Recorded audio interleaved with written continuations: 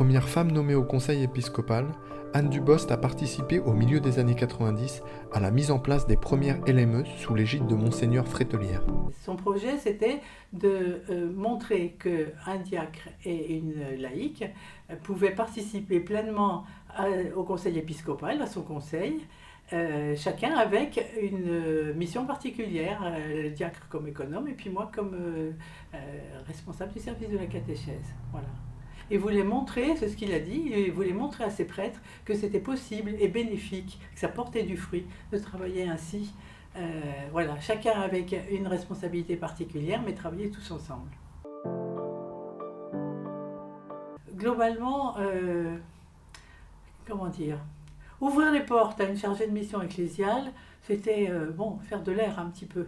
C'était changer un petit peu les relations. Moi, j'ai bien entendu des prêtres disant, depuis qu'il y a une chargée de mission ecclésiale, on n'a plus le même rapport entre nous, même entre les prêtres. On fait attention, quand on mange ensemble, on est un peu moins entre célibataires, quoi. Mais il n'y a pas que ça, je pense que plus profondément, il y en a un qui m'avait dit, depuis qu'une telle est dans notre équipe, eh bien, elle nous a forcés à prendre un temps de partage ensemble. On prie plus seulement les laudes, on fait un temps de prière à partir d'un texte d'évangile et puis on partage en profondeur.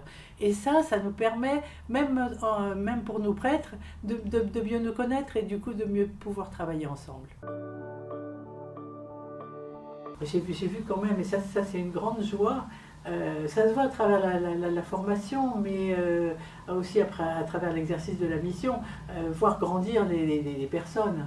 À travers la formation, c'est vrai déjà, hein, sortir des 2 ans de formation, on sent la joie de tout ce qu'on a découvert, on est plein d'énergie, on a envie de faire plein de choses, et c'est formidable. Des personnes qui se sentaient sans beaucoup de capacité et qui se sont rendues compte au fur et à mesure justement de tout ce qu'elles avaient comme charisme, et ça c'est magnifique, voir les gens s'épanouir, grandir dans la foi et grandir en humanité, les deux. Ça, c'est la plus grande joie de tout ce que j'ai vécu.